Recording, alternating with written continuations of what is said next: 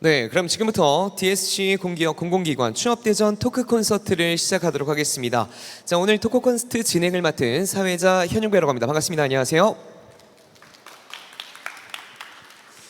자, 이 행사는 9월 5일 월요일부터 9월 8일 목요일까지 총 4일간 여러분들과 함께해서 11개 기관과 토크 콘서트를 통해서 우리 취준생 여러분들과 그리고 졸업생 여러분들의 성공적인 취업에 다시 한번 도움이 되길 기원하는 바입니다.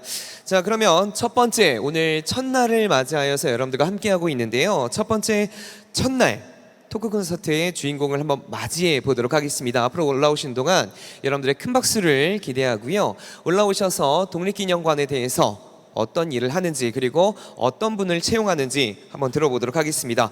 자, 오늘 독립기념관의 토크 콘서트는 전략기획부 이선화 과장님께서 진행해 주시겠습니다. 여러분들의 박수로 함께해 주시죠.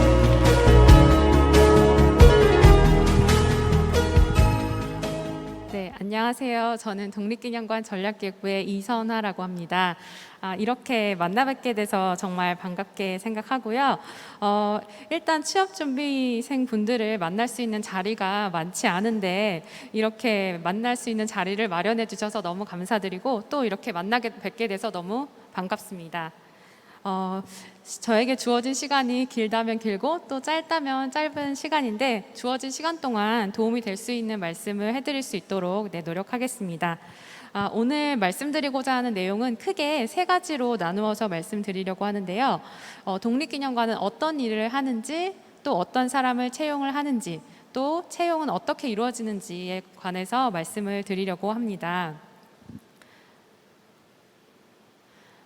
일단 이 자리에서 전달하고자 하는 내용의 목적 중에 하나는 취업 준비생 분들, 그 중에서도 독립기념관 취업을 희망하는 분들에게 이정표를 확인하는 계기를 마련하는 것입니다.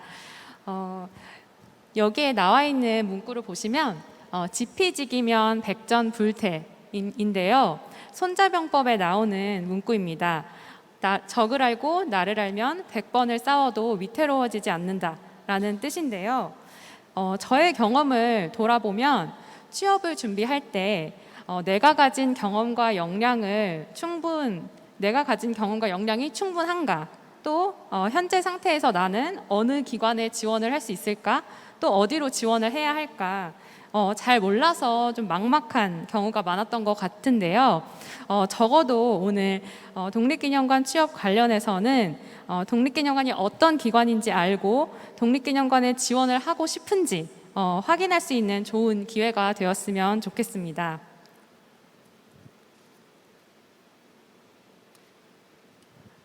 그래서 독립기념관이 아니더라도 취업 방향을 설정하고 또 진로를 설정하는데 조금이나마 도움을 드리고자 합니다. 또 하나 드리고 싶은 말씀은 오늘의 독립기념관 취업 성공 전략입니다. 거창하게 보일 수도 있는데요. 복잡하고 어려운 게 아니라 일단 오늘 토크 콘서트에서 하는 내용을 가볍게 들어봐 주시면 좋겠습니다. 그리고 궁금한 점이 있다면 설명이 끝나고 질문을 해주셨으면 좋겠습니다. 또 질문을 못 하셨다면 독립기념관 멘토링 부스에 방문을 해주셔서 추가로 질문을 해주셨으면 좋겠습니다. 네, 이렇게 간단히 말씀을 드렸고요. 다음으로 이제 본론으로 넘어가서 독립기념관이 어떤 일을 하는지 말씀을 드리려고 합니다. 독립기념관은 다 아시겠지만 공공기관이고요. 공공기관 중에서도 준정부기관 위탁집행형 기관입니다. 공공기관으로서의 독립기념관의 특징을 좀 말씀드리려고 하는데요. 다 아시겠지만 공공기관은 사기업에 비해서는 좀 블라인드 채용을 진행하고 있기 때문에 스펙 경쟁이 덜하다는 장점이 있습니다. 그리고 고용 안정성이 뛰어나서 정년까지 내가 그만두지 않으면 안정적으로 일을 할 수가 있다라는 장점이 있고요. 그리고 워라밸이 어느 정도 보장이 된다라고 말씀드릴 수가 있을 것 같습니다. 저희 기관 같은 경우에도 대부분 특별한 사유가 아니면 거의 칼퇴근을 하시거든요. 그래서 이런 부분을 아마 좀 장점으로 말씀드릴 수 있을 것 같고요. 하나의 단점은 이제 사기업에 비해서는 다소 이제 보수가 좀 적을 수 있다라는 부분을 말씀드리겠습니다. 그리고 마지막으로 이제 사기업의 경우에는 오너가가 존재하기 때문에 갑질에 취약하다라고 얘기할 수 있는데 이제 공공기관은 국민이 주인인 기관이다 보니 좀 다소 사기업에 비해서는 수평적 문화가 있다라고 말씀드릴 수 있을 것 같습니다. 자, 그러면 여기까지 들어보시고 혹시 공공기관에 지원하는 게 맞는지 한번 생각도 해보시고 그 중에서도 독립기념관에 지원하는 건 어떤지 한번 고려해 보셨으면 좋겠습니다. 그러면 다음으로는 기관 현황에 대해서 말씀드리도록 하겠습니다. 독립기념관은 그 설립 근거가 독립기념관법에 있습니다. 그리고 독립기념관법에 의하면 독립기념관의 설립 목적은 우리 민족의 국난 극복사와 국가 발전사에 관한 자료를 수집, 보존, 전시, 조사, 연구함으로써 민족 문화의 정체성을 확립하고 국민의 민족 정신을 고양하며 올바른 국가관을 정립하는 데 있습니다. 독립기념관의 주요 업무로는 전시, 교육, 연구 등의 그 주요 업무가 있고요. 그리고 이런 주요 업무를 뒷받침하는 경영지원 업무 등이 있습니다. 독립기념관의 정원은 알리오 공시 기준으로 157명 정도 되는 걸로 보시면 되겠습니다. 그리고 위치는 많은 분들이 아시겠지만 충청남도 천안에 위치하고 있습니다.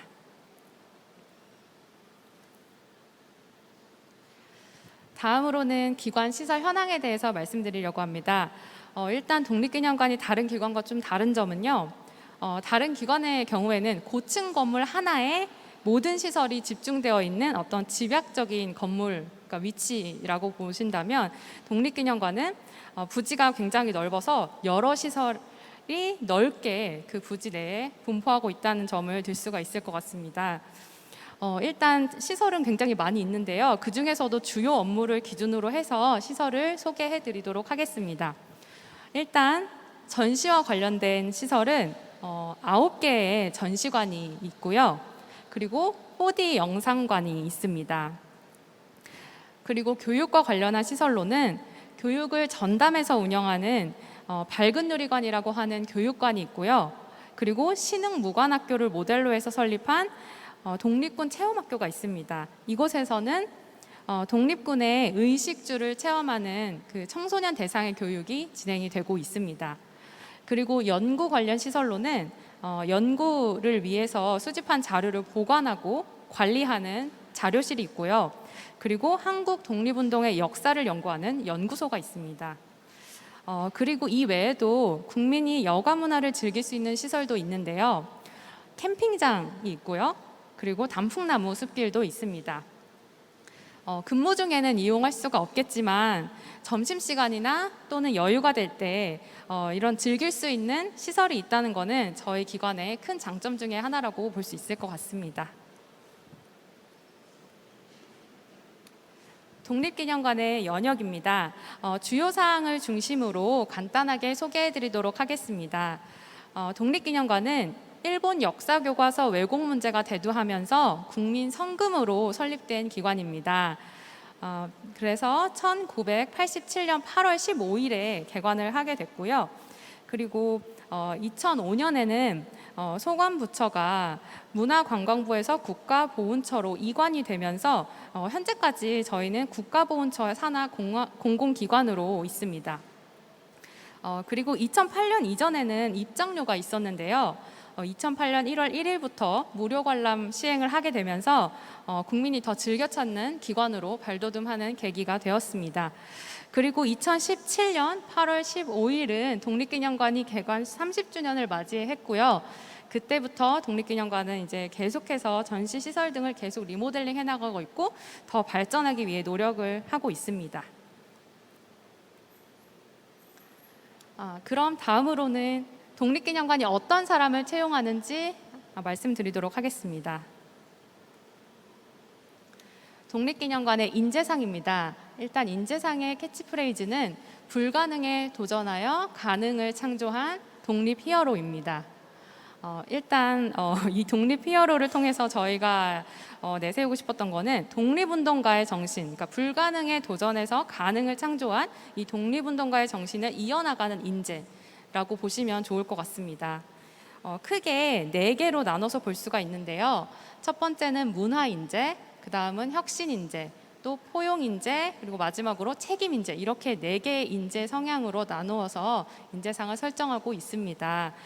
일단은 보시게 되면은 독립운동의 역사를 보존하고 계승해서 공동체를 실현하고 새로운 문화를 열어가는 인재를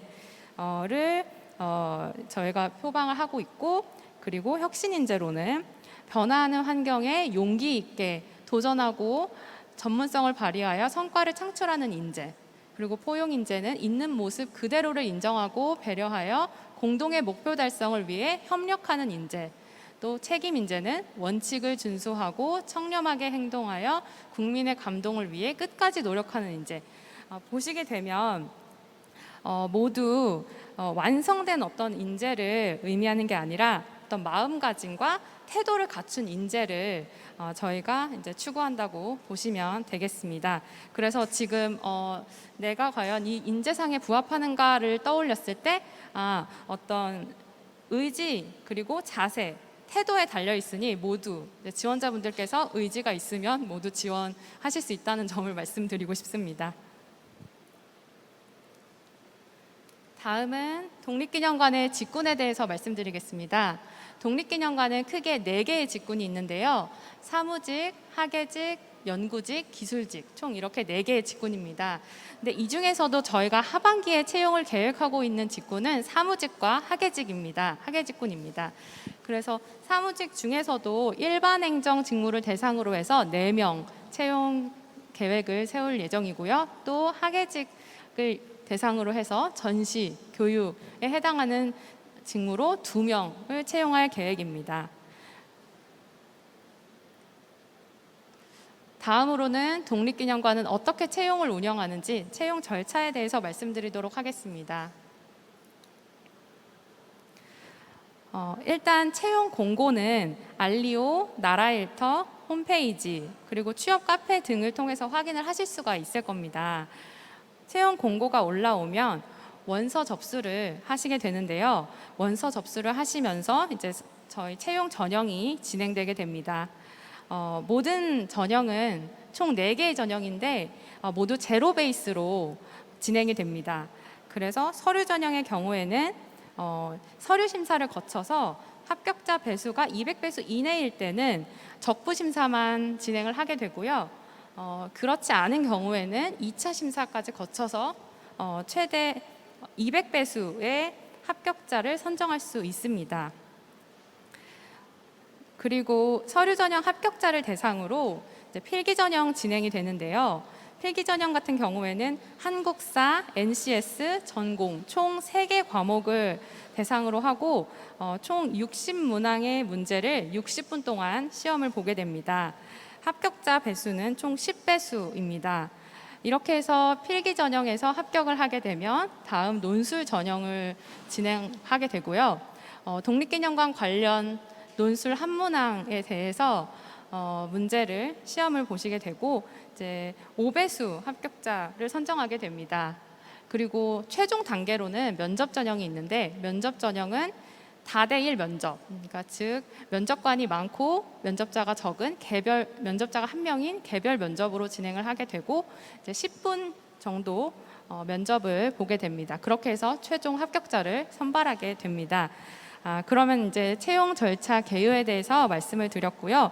그 다음으로는 이제 전형별 채용 안내를 드리도록 하겠습니다. 서류 전형은 보통 적부 심사로 진행이 되는데요. 일단 좀 주의사항에 대해서 말씀을 드리고 싶은데 채용 공고를 정독을 해주셨으면 좋겠습니다. 지원 분야 응시 자격과 또 저희가 별도로 제시하는 서류 전형 가이드라인이 있는데요. 이 부분을 잘 읽어주시면 아마 적부 심사에서 부적격으로 처리되실 일은 없을 걸로 예상이 됩니다. 그리고 지원서를 작성하고 제출하실 때 보면 가장 실수가 많이 나오는 부분이 바로 블라인드 준수 여부인데요. 실수가 많이 나올 수 있어서 저희가 서류 전형 가이드라인에 그 세부 기준과 예시를 잘 제시하고 있습니다. 그래서 꼭 서류 전형 가이드라인을 참고해 주셨으면 좋겠습니다. 그리고 유의할 사항 중에 하나는 증빙 가능한 경험, 경력 사항을 작성해 주셔야 하는 부분입니다. 서류 전형을 작성하실 때는 그 제출을 하지 않으시지만 면접 전형 시에 그 증빙 여부, 그러니까 진위 여부를 확인하기 위해서 제출 서류를 내셔야 되는데요. 그때 만약에 제시하실 수 없는 실적을 기재하신 것이 확인이 되면 이제 채용에 불이익이 있을 수 있습니다. 그래서 이 부분은 꼭 서류 전형 단계에서 확인하셔서 대응하시면 되겠습니다. 그리고 이제 적부심사에서 검토하는 심사하는 사항인데요. 크게 세 가지입니다.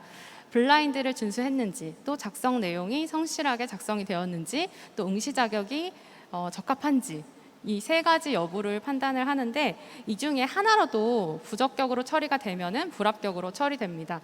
그래서 적부심사 시 유의해야 될 부분을 잘 참고하셔서 대응을 하시면 좋을 것 같습니다. 아래 나와 있는 표는 저희가 서류 전형 가이드라인의 그 블라인드 준수 관련해서 이제 자주 틀리시는 부분에 대해서 세부 기준과 예시를 정리한 내용인데요. 나중에 공고에 붙어 있는 내용을 한번 확인해 주시면 좋을 것 같습니다. 다음은 필기 전형입니다. 저희가 하반기 채용 예정인 사무직과 학예직을 기준으로 말씀드리도록 하겠습니다. 일단 공통 과목으로는 한국사와 NCS가 있습니다. 저희 같은 경우에는 독립운동의 역사를 다루는 기관이다 보니 한국사가 공통 과목으로 들어가 있고요. 한국사에 더불어서 NCS를 보고 있습니다. 그리고 이제 직군별로 나눠지는 과목은 전공 과목인데요. 사무직은 이제 일반 행정 직무인 경우에는 경영학과 행정학을 혼용된 내용으로 시험을 치르시게 되고요. 학예직의 경우에는 박물관 학에 관한 내용의 전공 과목 시험을 보시게 됩니다. 시험 문항은 과목별로 20문항, 그래서 총 60문항의 시험을 보시게 되고요. 또 시험 시간은 과목 간 시간 구분 없이 60분간 치러지게 됩니다. 과락 기준은 전 과목 평균 40점 미만 득점 시 과락으로 처리하고 있습니다. 다음은 논술 전형입니다. 논술 전형은 모든 직군이 동일하게 응시를 하게 되는데요. 시험 문항은 독립기념관 관련 주제 한 문항의 논술 문제입니다. 그리고 시험 시간은 60분입니다. 다음은 마지막 면접 전형입니다. 면접은 다대일 개별 면접으로 10분간 진행될 예정이며 이제 경험 행동 면접의 방식으로 진행이 됩니다. 면접 관련해서 간단하게 팁을 좀 드리고 싶은 내용은 이제 저희 기관뿐 아니라 일반적으로 적용되는 내용인데요. 면접 대응을 하실 때 기관 현황 등 정보를 확인하셔서 기관의 관심도를 어필할 수 있으면 좋을 것 같고요. 그리고 직무 전문성, 본인의 직무 전문성이 어떤 부분인지를 확실하게 어필하시면 좋을 것 같습니다. 그리고 그 전문성을 기반으로 기관의 적용 가능성을 피력해 주시면 더 좋은 결과를 얻으실 수 있을 것 같습니다. 여기에 표정, 동작, 언어 이제 어떻게 해야 되는지 팁을 간단하게 적어놨는데요. 여기서 말하고자 하는 내용은 차분하게 말하고자 하는 바를 잘 전달하면 된다는 겁니다. 그래서 심사위원이 잘 이해할 수 있도록 차분하게 이제 의사를 잘 전달하시면 좋은 결과가 있을 것으로 생각이 됩니다. 다음은 마지막으로 저희 멘토링 관련 부스 설명을 좀 드리도록 하겠습니다. 오늘 저희가 하루 동안 부스 운영을 하게 되는데요. 오늘이 아니면 저희 부스에서 이제 멘토링을 경험하실 수가 없습니다. 그래서 오늘 혹시 방문하신 분들은 내일 또 오시더라도 저희 기관 멘토링 경험을 하실 수가 없으시니까 꼭 오늘 오신 김에 저희 기관 멘토링 부스를 방문해 주시면 감사하겠습니다. 일단 사무직군의 주임 2분, 그 다음에 학예직군의 1분, 최근에 입사하신 분을 기준으로 해서 저희가 멘토를 지정해서 이곳 채용 박람회 취업대전에 참여를 했고요. 혹시라도 오늘 궁금하신 점이 있으시면 문의를 이 자리에서 주시고 이 자리에서 질문하지 못하신 내용이 있으면 멘토링 부스에 방문해서 질문해 주시면 되겠습니다. 네, 지금까지 내용 들어주셔서 정말 감사합니다. 네, 이상입니다. 네, 여러분들 다시 한번 큰 박수를 부탁드리도록 하겠습니다. DSC 공기업 공공기관 취업대전 토크 콘서트 우리 첫 번째 무대를 우리 독립기념관의 전략기획부 이선화 과장님께서 꾸며주셨는데요. 혹시나 설명 들으셨다시피 여러분들과 함께 독립기념관에 대해서 알아보았습니다. 다시 듣고 싶은 내용들은 DSC 공유대학에 우리 유튜브 동영상이 업로드될 예정이라서 이 점 참고하셔서 다시 한번 확인해 주시길 바라겠습니다. 자, 그러면 우리 독립기념관에 대해서 그리고 채용 인재와 채용 절차에 대해서 우리 이선화 과장님께서 설명을 해주셨는데요. 우리 과장님께 다시 한번 조금 세 가지 취합된 질문들을 드려보도록 하겠습니다. 자, 오늘 이제 설명하시면서 많이 좀 긴장을 하셨던 것 같아요, 그렇죠? 이제 좀 긴장이 풀리셨나요? 지금 많은 분이 자리해 주셔서 사실 네. 긴장은 계속 되는 것 같습니다. 계속해서 알겠습니다. 그럼에도 불구하고 너무나 멋진 설명 다시 한번 감사드린다는 말씀 드리고 싶고요. 자, 먼저 그럼 첫 번째 질문을 드려보도록 하겠습니다. 연구직의 경우 석사 취업률이 높은 편인가요? 라고 이제 많은 취중생 여러분들이 여쭤봐 주셨는데요. 이 질문에 답변을 부탁드리도록 하겠습니다. 네, 그럼 답변 드리겠습니다. 연구직은 직무 분야 그 자격 요건이 석사학위 소지자로 되어 있기 때문에 저희는 이제 100% 석사 이상으로 지원을 하고 있다라고 보시면 되겠습니다. 네, 그러면 석사가 아니신 분들은 이제 뭐 지원이 안 되는 거네요. 네, 맞습니다. 네, 알겠습니다. 첫 번째 이제 질문에 대해서 답변을 함께 들어봤고요. 두 번째 질문 바로 드려보도록 하겠습니다. 우리 최종 합격자의 경우 인턴 기간을 거쳐야 하는 것으로 이제 알고 있는데요. 인턴 기간 및 평가 후 정규 임용에 탈락되는 경우도 있었는지 궁금한데 이 질문에 대한 답변 부탁드리도록 하겠습니다. 네, 답변 드리겠습니다. 최종 합격자의 경우 저희가 인턴 기간을 거치게 되어 있고요. 말씀해 주신 것처럼 그래서 3개월의 인턴 기간을 보통 두고 있는데 적어도 제가 아는 최근 10년간 이제 인턴 기간 중에 탈락한 사례는 없고요. 다만 이제 그 이유가 뭔가를 떠올려 봤을 때는 우수한 인재를 이제 뽑았기 때문에 인턴 기간 동안에도 이제 탈락할 사유가 발생하지 않고 또 평가도 우수하게 마치기 때문에 그런 게 아닌가라고 생각을 해봤습니다. 네, 답변 감사드리겠습니다. 일단 답변해 주신 내용에서 일단 인턴인 기간이라고 하면 인턴 우리 일하시는 분들은 독립기념관에 대해서 조금 더 명확하게 알고 있고 그리고 독립기념관 이제 우리 공공기관에서는 이 인재에 대해서 조금 더 알아보는 서로가 서로에 대해서 조금 알아보는 기간이라고 생각이 드는데 서로 조금 잘 맞았기 때문에 이제 100% 채용이라는 이제 이전 10년 기간 동안 100% 채용이라는 이런 결과가 나오지 않았나 생각이 듭니다. 혹시 맞나요?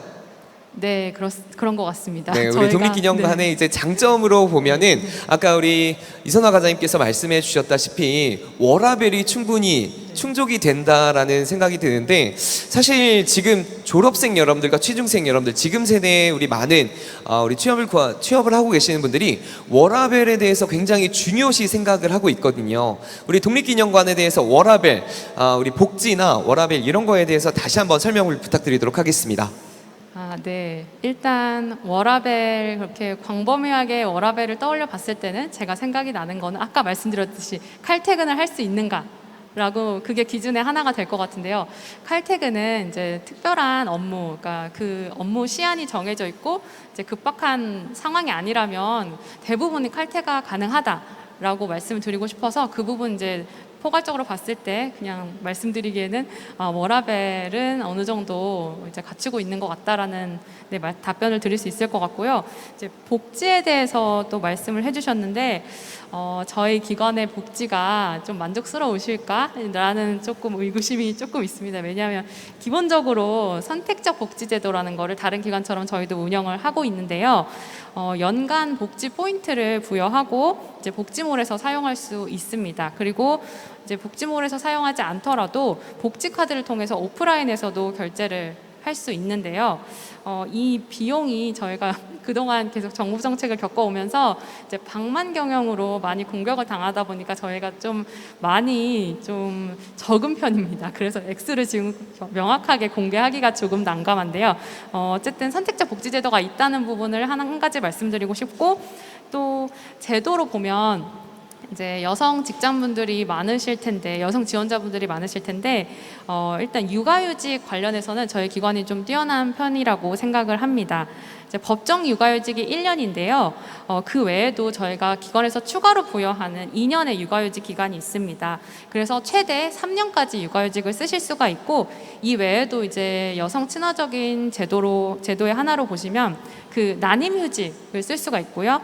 또 5년 이상 재직한 직원분들은 자기개발 휴직을 쓸 수 있습니다. 또 가족 중에 뭐 아픈 사람이 있을 경우에, 그런 경우에는 가족 돌봄 휴직도 쓸 수가 있습니다. 그래서 다양한 휴직 제도를 저희가 보유하고 있기 때문에 이것도 어떻게 보면 좋은 복지 제도의 하나가 아닌가라고 생각이 들고요. 또 마지막 한 가지로 더 말씀드리고 싶은데, 저희가 학자금 지원 제도가 있습니다. 액수가 많이 크지는 않지만 본인이 대학 또는 대학원을 진학할 때 최대 2번까지 지원을 받을 수가 있는데요. 한 번에 50만 원씩 2번, 그래서 최대 100만 원까지 지원을 받을 수가 있습니다. 또 고등학생인 자녀가 있을 경우에 자녀의 학자금을 지원하고 있습니다. 이런 부분을 저희 복지제도라고 좋은 복지제도가 아닌가라고 생각해서 말씀드리고 싶습니다. 네, 우리 독립기념관의 복지제도 여러분들 함께 들어보셨고요. 일단 가장 우리 취준생 여러분들이 중요시 생각하셨던 건 육아휴직뿐만 아니고 다른 휴직도 굉장히 다양하게 사용할 수 있다라는 점과 가장 중요하게 칼퇴가 가능하다는 점. 혹시 좀 외적인 질문이지만 칼퇴를 할 때 우리 상사분이나 뭐 이제 다른 분들의 눈치를 보거나 이러진 않을까요? 네, 저희가 지금 MZ세대의 그 비율이 많이 늘어나고 있는데요. MZ세대의 특징 중에 하나가 이제 당당하게 나의 권리를 누리는 게 아닌가 싶습니다. 그래서 6시가 되면 눈치 보지 않고 네, 바로 먼저 들어가 보겠습니다. 내일 뵙겠습니다. 이렇게 인사하고 들어가는 경우가 많아서, 그리고 모두 다 그걸 당연하게 받아들이고 있어서 그게 네, 참 보기 좋은 것 같습니다. 네, 우리 독립기념관의 복지제도 여러분들 함께 들어보셨습니다. 자, 현재 시간이 약 한 3분 정도 남았는데 현장에서 질문을 한번 받아보도록 하겠습니다. 혹시 독립기념관 우리 전략기획부 이선화 과장님께, 그리고 독립기념관에 대해서 혹시 질문하고 싶으신 분이 계시면 오른손을 들어서 네, 질문을 해주시면 감사드리도록 하겠습니다. 네, 아무도 안 계신 걸로 알고, 자, 그러면 마지막으로 우리 독립기념관에 대해서 현재 우리 DSC 공기업 공공기관 취업대전 함께하고 있는데요.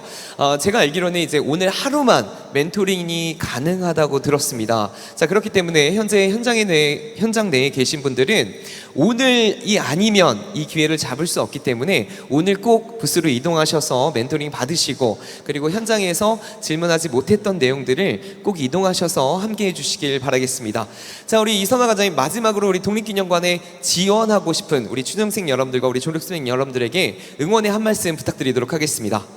네, 저도 사실 지금 인사 담당자로 이 자리에 서 있지만 취업을 준비하던 시절이 있었고, 그때 얼마나 힘들었고 내가 왜 떨어져야 되나라는 생각을 하면서 좀 자괴감을 겪었던 적도 있는데요. 그렇지만 이제 모든 기회가 사실 열려 있고, 사실 지금 기회가 아직 찾아오지 않았을 뿐이지 다 여러분들을 기다리고 있다고 생각을 합니다.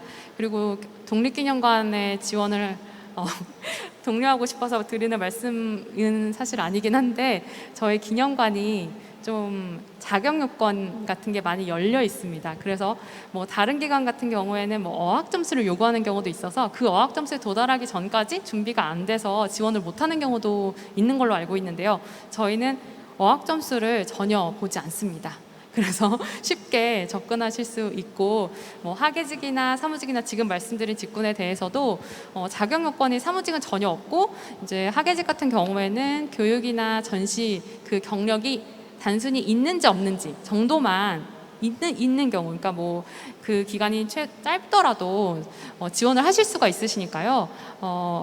어렵게 생각하지 마시고 일단 한번 도전을 해보시기를 추천드립니다. 기회는 열려 있습니다. 응원합니다.